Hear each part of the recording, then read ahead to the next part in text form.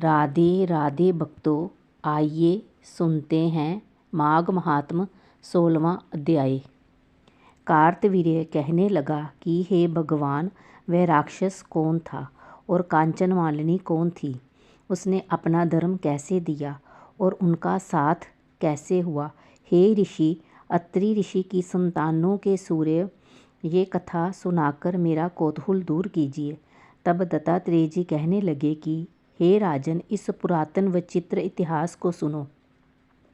कांचन मालिनी नाम की एक सुंदर अप्सरा थी, जो माघ मास में प्रयाग में स्नान करके कैलाश पर जा रही थी। तब उसको मार्ग में जाते हुए हिमालय के कुंज से एक चीर राक्षस ने देखा। उस सोने जैसे तेज वाली, सुंदर कटी वाली, बड़े बड़े नेत्रों वाली, चंद्रमुखी, सुंदर केश और पीन पयोदर वाली सुंदर अप्सरा को देखकर उस राक्षस ने कहा कि हे सुंदरी कमल नयनी, तुम कौन हो? कहाँ से आ रही हो? तुम्हारे वस्त्र और वेणी भीगी हुई क्यों है? तुम आकाश मार्ग से कहाँ जाती हो और किस पुण्य के प्रताप से तुम्हारा शरीर ऐसा तेजस्वी और रूप ऐसा मनोहर है? तुम्हारे गीले वस्त्र से मेरे मस्तक पर गिरे हुए एक बूंद जल से मेरे क्रूर मन को एकदम शांति प्राप्त हो गई। इसका क्या कारण है? तुम बड़ी शीलवती प्रतीत होती हो, इस कारण मुझसे कहो। अप्सरा ने कहा कि हे राक्षस, सुनो, मैं काम रूपनी अप्सरा हूँ। मैं प्रयाग में संगम में स्नान करके आ रही हूँ, इसी से मेरे वस्त्र भीगे हैं। अब कैलाश पर जा रही हूँ, जहाँ पर श्री शिव निवास करते हैं। त्रिवेणी के जल से मेरी सब क्रूरता दूर हो गई, जिसके पुण्य के प्रभाव से मैं इतनी सुंदर और पार्वती जी की प्रिय सखी हुई। जो आश्चर्य देने वाला उदाहरण मुझसे ब्रह्मा जी ने कहा था, सो सुनो। मैं कलिंग देश के राजा की वेश्या थी। रूप, लावण्य और सुंदरता में अपूर्व थी। मेरी सुंदरता पर सारा नगर मोहित था। मैंने अनेकों प्रकार के भोग भोगे। अनेक प्रकार के वस्त्र और आभूषणों की घर में कोई कमी नहीं थी। कई कामी पुरुष आपस में स्पर्धा ही से मृत्यु को प्राप्त हो गए। इस तरह उस नगर में बड़ी सुंदरता से यौवन व्यतीत हुआ और मैं वृद्धावस्था को प्राप्त हो गई। तब मेरे मन में विचार उत्पन्न हुआ कि मैंने अपनी सारी आयु पापों में ही व्यतीत कर दी। धर्म का कोई कार्य, दान, तप, यज्ञ आदि नहीं किया। शिव या दुर्गा जी की आराधना नहीं की, ना कभी विष्णु भगवान का पूजन किया।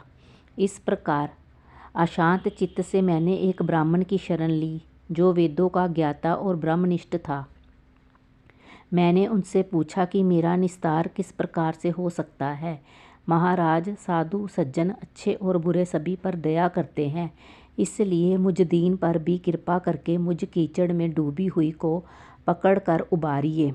क्षीर सागर क्या हंस को ही दूध देता है, बतख को नहीं देता? तब वह ब्राह्मण राजा का पुरोहित इन सब बातों को सुनकर मुझ पर दया करके कहने लगा कि तू ब्रह्मा के क्षेत्र प्रयाग में जाकर माघ मास में त्रिवेणी संगम में स्नान कर, परंतु मन में अशुभ क्रिया का विचार नहीं करना।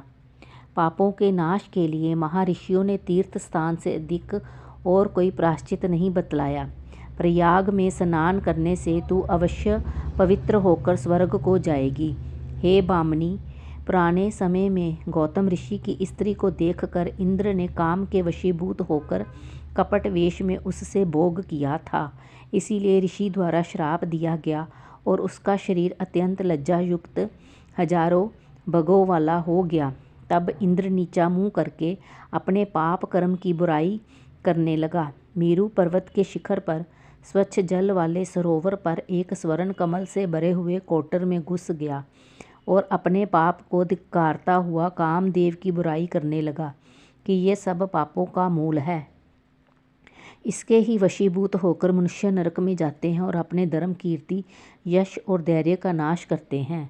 इंद्र ऐसा सोच रहा था, सो इंद्र के बिना सारा देवलोक शोभाहीन हो गया। तब देवता, गंधर्व, किन्नर, लोकपाल इंद्राणी के सहित बृहस्पति जी से जाकर पूछने लगे कि महाराज, इंद्र के ना रहने से स्वर्ग ऐसा शोभाहीन हो गया है जैसे सतपुत्र के बिना श्रेष्ठ कुल। इसीलिए स्वर्ग की शोभा के लिए कोई क्रिया सोचिए। इस विषय में देर नहीं लगानी चाहिए। तब बृहस्पति जी कहने लगे कि इंद्र ने बिना सोचे विचारे जो कर्म किया है उसका फल भोग रहा है, सो वह कहाँ है? मैं ये सब जानता हूँ। फिर गुरु जी ने सबको साथ लेकर स्वर्ण कमलों से युक्त बड़े सरोवर में इंद्र को देखा, जिसका मुख मलिन और आंखें बंद थी। तब इंद्र ने बृहस्पति जी के चरणों को पकड़कर कहा कि इस पाप से उद्धार करके आप मेरी रक्षा कीजिए। तब बृहस्पति जी ने इंद्र से कहा कि प्रयाग में स्नान करने से ही तुम पाप मुक्त हो जाओगे। तब इंद्र सहित सबने ही प्रयाग में जाकर संगम में स्नान किया और त्रिवेणी स्नान से इंद्र पाप मुक्त हो गए। तब बृहस्पति जी ने इंद्र को वरदान दिया कि तुम्हारे शरीर में जितने बग हैं सब नेत्र हो जाएं। तब इंद्र ब्राह्मण के वर से 1000 नेत्रों से ऐसा सुशोभित हुआ जैसे मानसरोवर में कमल शोभायमान होता है। कथा समाप्त हुई। राधे राधे। कृपया मेरे चैनल को लाइक, शेयर, कमेंट और सब्सक्राइब करें।